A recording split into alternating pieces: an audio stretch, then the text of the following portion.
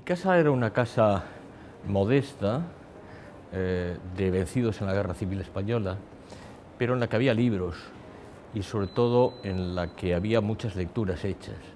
Tanto mi abuelo, que murió siendo yo muy niño, como mi padre tenían muchísimas lecturas. Por lo tanto, la literatura estuvo en mi vida cotidiana. Yo he conocido a escritores desde muy temprano, escritores españoles, pero escritores extranjeros. Yo recuerdo desde muy niño ir a casa de Vicente Aleixandre, o ver a Gerardo Diego, o ver a algunos escritores extranjeros como Salvatore Quasimodo, de manera que desde muy temprano estuve unido a la literatura para bien y para mal.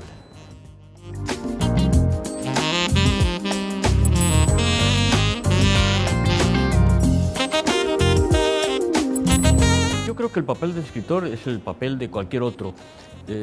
Yo invertiría la pregunta y le diría a usted, ¿usted esta pregunta se le haría a un médico? Más allá de las operaciones, ¿cuál es el papel del médico? O a un carpintero. Más allá de hacer armarios, ¿cuál es el papel del carpintero? O al conductor de taxi. Más allá de llevar a los clientes de un sitio a otro, ¿cuál es el papel social del conductor de taxi? No hay que buscar más. De hecho, eso es lo que equivoca, por ejemplo, la obsesión por el testimonio político. ¿Por qué al escritor hay que pedirle necesariamente que como escritor tenga un compromiso político? ¿Al cirujano se lo pedimos? Vamos al médico y nos dice, tenemos que operarle del pulmón izquierdo. Y le decimos, ¿pero usted de qué partido es? No, aceptamos que lo que nos importa es que sea un buen médico. Pues el escritor lo mismo. Al escritor no tenemos que pedirle más que lo mismo que se le pide a cualquier otro ser humano, es decir, un compromiso personal con los temas sociales, con los demás, pero también consigo mismo. El compromiso más importante del médico es el compromiso con la medicina. El compromiso más importante del escritor es el compromiso con la literatura.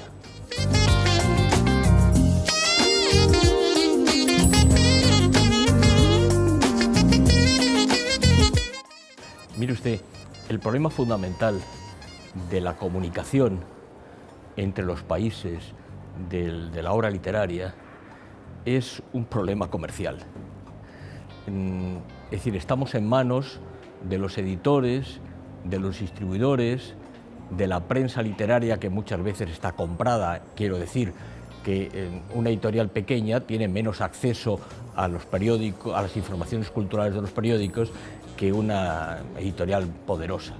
Lo importante es resolver la distribución. A mí siempre me ha resultado terrible que sea en México muy difícil tener acceso a un libro argentino. Digo argentino, no digo de El Salvador, por ejemplo, y en cambio en Madrid sea más fácil.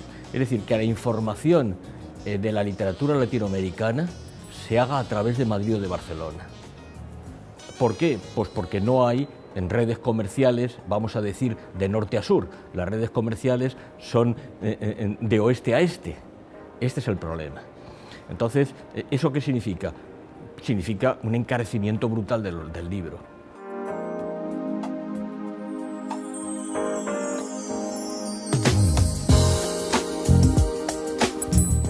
Yo creo que el reto probablemente que se dice fundamental es el reto de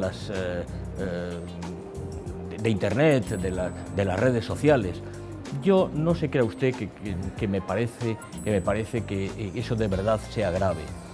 Primero porque yo no conozco a nadie que se haya leído un libro entero en la red. Para empezar, o sea, eso de leer en pantalla un libro entero, ¿usted se imagina leer el Quijote en la pantalla del ordenador? Eso es absolutamente imposible. O un chino leyendo uno de esos libros chinos clásicos de 3 volúmenes, leerlo en la pantalla del ordenador. Es eso. Por otra parte, los que dicen generalmente que el libro electrónico es mejor son los que no leen. A veces hacemos periódicos muy bonitos para gente que no lee periódicos, por lo tanto, pues igual. El libro electrónico es un sustitutivo del libro, un sustituto del libro. Uno maneja el libro electrónico porque va de viaje y lleva 3 o 4 cosas metidas dentro, o para leer en el medio de transporte, pero la lectura de verdad se hace de manera aislada, silenciosa, y en casa o en una biblioteca, y se hace pasando las páginas, dando marcha atrás, marcando, etc. Por lo tanto, es un reto teórico. Yo lo que creo es que esos son retos que plantean, como he dicho, los que no leen. Los que leen no tienen ningún problema.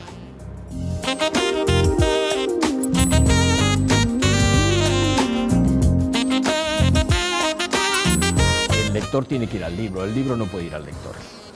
Eso es así. Entonces, y eso se hace en la escuela. Es la escuela la que tiene que acostumbrar a la lectura. Es decir, los niños tienen que tener una obligación de leer. Yo estoy pensando, yo tengo un nieto, que ya se puede usted imaginar que es el nieto más guapo del mundo, eso es evidente, no hay discusión posible y no toleraré discusión ninguna. Y mi nieto en el colegio tiene que leer un libro cada 15 días. Y el profesor le controla que haya leído el libro. Hay una biblioteca escolar, es decir, que no tiene que comprarse los libros, sino que los coge del colegio y se lo tiene que leer necesariamente. Y cuando llegan las vacaciones de Navidad o de cuando sea, el profesor les dice, para el final de las vacaciones tienes que traer un libro leído. Claro, ¿eso qué hace? Crea hábito. Crea hábito. Mi nieto, y pongo ese ejemplo, porque como decía, no solamente es el más guapo, es el mejor del mundo, mi nieto se duerme después de haber leído unas cuantas páginas del libro, es decir, él se mete en la cama para leer. Y por lo menos ese rato, esa media hora está leyendo. Es decir, que llega del colegio, hace sus deberes, ve algo de televisión, las cosas de los típicos de los niños, y luego, inmediatamente que ha cenado, se mete en la cama con un libro. Es decir, ya tiene ese hábito. Y se va de viaje y mete un libro en su maleta. Claro, esto es lo importante. La escuela tiene que acostumbrar al libro, demostrarle al niño que la lectura no es un aburrimiento, sino que es algo divertido. Y además, la lectura permite conocer otras cosas, abrirse a otro mundo, descubrirse uno mismo. Es decir, y eso el niño tiene que aprenderlo poco a poco. Es muy difícil que una persona de 40 años se haga de repente lectora. No, no puede ser.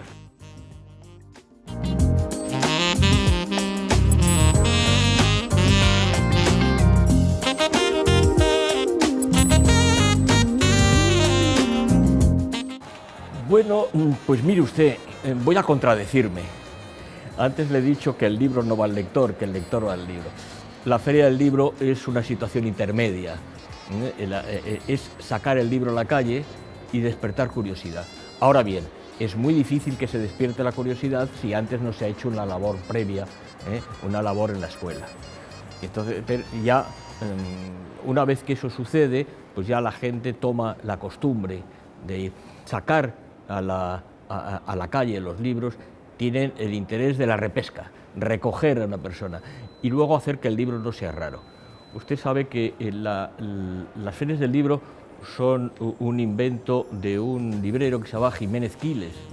Jiménez Quiles hizo eso en la España de los años 30, luego se marchó al exilio a México y lo hizo también en México. En México montó una cadena de librerías que se llaman Librerías de Cristal, y esa feria del libro se ha ido imponiendo en los países de lengua española, porque en otros países no hay ferias del libro.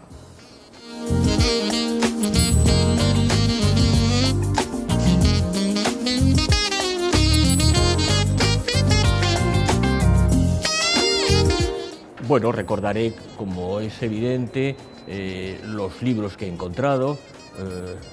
Uno puede hacer el recorrido vital a través de los libros. Yo ahora ya no, pero antes, cuando yo tenía 20 años, siempre que compraba un libro lo firmaba y ponía la fecha de compra y el sitio donde lo había comprado. Y eso lo estuve haciendo durante mucho tiempo, muchos años, 20 años tal vez, porque yo ya tengo más de 20 años. He podido hacer, con una reunión universitaria que tuve que hacer una intervención, he podido rehacer mi vida de lector. Es decir, gracias a que tenía fechados los libros, yo he podido ir, recuerdo, proyectando en una universidad, proyectando las imágenes de las cubiertas de los libros, diciendo, esto lo compré tal año, en tal día tal, y me llevó a comprar tal otro, y me llevó a comprar tal otro, y entonces yo pude rehacer toda mi vida, porque de hecho la biblioteca de uno es la propia vida. Pues naturalmente yo me llevo de la Feria del Libro de Santo Domingo 2018 unos trocitos más de vida para añadir a mi biografía, y eso es importante.